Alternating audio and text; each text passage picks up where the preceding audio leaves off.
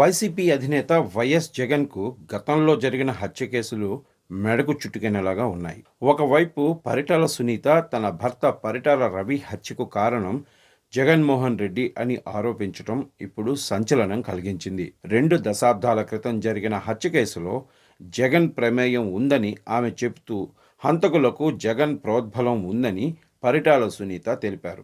జగన్ సహకారంతోనే తన భర్త పరిటాల రవి హత్య జరిగిందన్న ఆరోపణలతో ఫ్యాన్ పార్టీ కొంత ఉక్కపోతకు గురయ్యే అవకాశాలు కనిపిస్తున్నాయి. పరిటాల రవి 2005లో హత్యకు గురైతే దాదాపు 2 దశాబ్దాల తర్వాత అంటే 2025 సంవత్సరంలో పరిటాల సునీత జగన్ ప్రమేయం ఉందని ఆరోపించడం ఏంటని వైసీపీ నేతలు ప్రశ్నిస్తున్నారు. పరిటాల రవి హత్య జరిగిన సమయంలో వైఎస్ రాజశేఖర్ రెడ్డి ముఖ్యమంత్రిగా ఉన్నారు.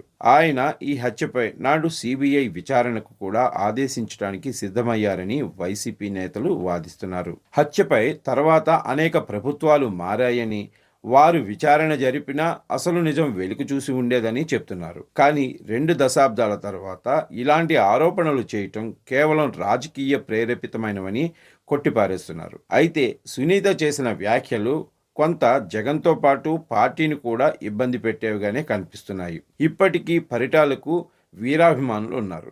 ముఖ్యంగా రాయలసీమలో రవి ప్రభావం అనేక నియోజకవర్గాల్లో ప్రభావం చూపే అవకాశం ఉంది. మరోవైపు వైఎస్ వివేకానంద రెడ్డి హత్యపై కూడా స్వయంగా వైఎస్ జగన్మోహన్ రెడ్డి సోదరి వైఎస్ షర్మిల ధ్వజమెత్తారు. జగన్ పేరు ప్రస్తావించకపోయినప్పటికీ అవినాష్ రెడ్డిని దోషిగా చూపుతూ ఆమె ఇచ్చిన ప్రకటనలు పార్టీకి ఇబ్బంది కలిగించేలాగా కనిపిస్తున్నాయి. వైఎస్ వివేకానంద రెడ్డి మర్డర్ జరిగి కూడా 6 ఏళ్లు దాటిపోయింది. సిబిఐ విచారణ కూడా చేపట్టింది. అయినా ఇంతవరకు హత్యకు సరైన కారణాలను ఎవరూ గుర్తించలేకపోయారు. ఈ కేసులో కొందరు నిందితులు అరెస్ట్ అయినప్పటికీ అన్ని వేళ్లు జగన్మోహన్ రెడ్డి నివాసం వైపే చూపుతున్నాయి. అవినాష్ రెడ్డిని జగన్ రక్షించటం వల్లనే కేసుల నుంచి తప్పించుకోగలిగారని వైఎస్ షర్మిల పరోక్షంగా విమర్శలను ఎక్కుపెట్టడం ప్రస్తుతం చర్చనీయాంశంగా మారింది. అవినాష్ రెడ్డి కారణంగా సునీతకు ఆమె పిల్లల ప్రాణాలకు రక్షణ లేకుండా పోతుందని తెలిపారు. సాక్షులు ఒక్కొక్కరిగా చనిపోవడంతో పాటు దర్యాప్తు అధికారులను కూడా బెదిరించడం అవినాష్ రెడ్డికే చెల్లుతుందని, అయినా అవినాష్ రెడ్డి బెయిల్పై బయట తిరుగుతున్నారని వైఎస్ షర్మిల అంటున్నారు. పేరుకు అవినాష్ రెడ్డి పేరును ప్రస్తావించిన పరోక్షంగా జగన్ పేరును పరోక్షంగా ప్రస్తావిస్తూ వివేక హత్య కేసులో జగన్ను ప్రజల ముందు దోషిగా పెట్టే ప్రయత్నం షర్మిల చేస్తుందని ఇట్టే అర్థమవుతుంది. ఇప్పుడు ఈ 2 హత్య కేసులు జగన్ను చుట్టుముట్టాయని చెప్పాలి.